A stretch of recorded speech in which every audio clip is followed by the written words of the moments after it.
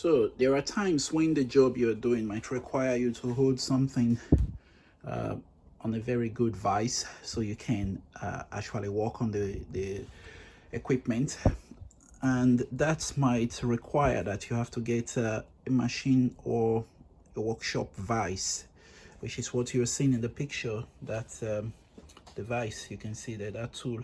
So some of you may have seen this, but you have to get one if you probably want to be very independent when you are doing some work in your garage. And that I've come to figure out, because today I'll be doing a fuel filter change on this car. And as you can see, I've suspended the car on ramps, but I need to get under as well. And when I get to the fuel filter, I need to be able to hold it down on a good vise such as this, and remove the filter insert. So now I've got a vise, which you can see here. One thing, when you're getting a vise, you need to figure out what you're going to be holding in the vise. So between those two clamps there, between those two, you need to know how far those two can move. For this one, as you can see, it can go up to 125 millimeters. So whatever you'll be holding in between should be able to fit in between that. Some of them get up to 150 millimeters in between. Some of them, they are as small as 70 millimeters in between. So if you get the wrong size, you won't be able to hold it down with your vise. So I've got a workshop table which I made by myself. This table, as you can see, I actually made this table from pallets. So you can see there's some pallets down there on the floor, and I used that to construct this table. So it does the job. It's not like fancy looking, but of course it's a workshop table. It doesn't have to be looking anything fancy. And now I've got the vise, and I'm thinking, where is the best place to have the vise on this table? So I'm thinking I'll put it just the way I've positioned it now. It's still movable. You really can see it's movable. Some people might be thinking, okay, put it to that corner like that. But if I'll be carrying this table outside through a door, that side of it will be like, prohibiting me from taking it out. So I'll put it on this side. So if I'm going to be carrying the table out, I don't have anything disturbing the width of the table.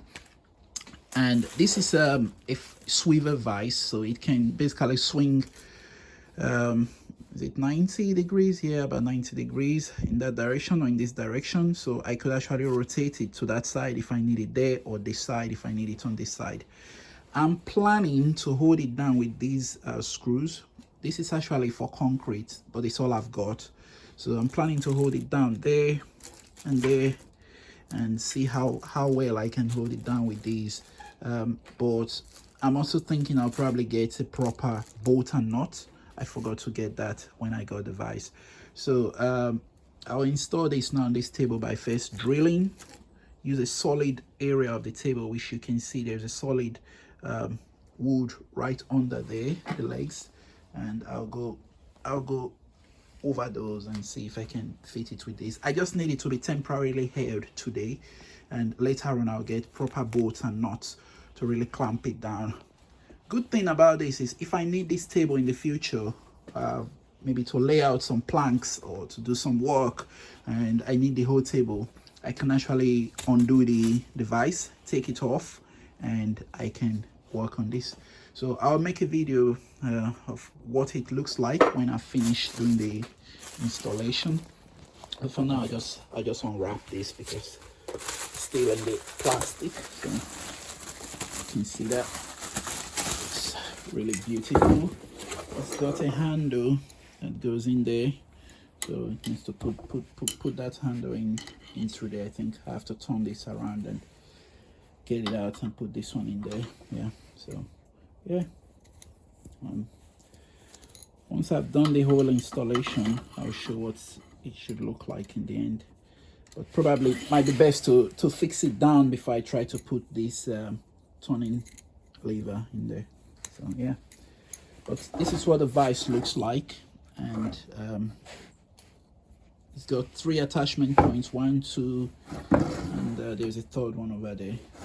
So these are for releasing the swivel. So when you release these, you release the swivel and you can actually rotate that around the base. So now I'll put this here and I'll fix it to the table. It's a pretty straightforward installation, so don't be scared to do this on your own. So obviously you have to drill through the wood before you can attach this vise.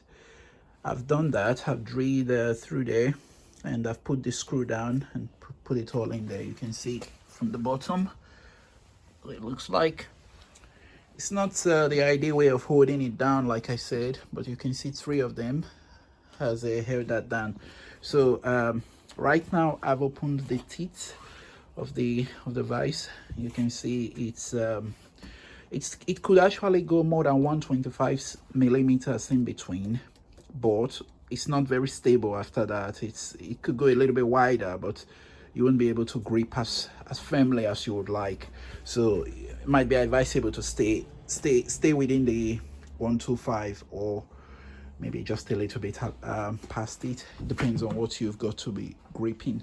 So now I could try these. I think these are for doing the swivel.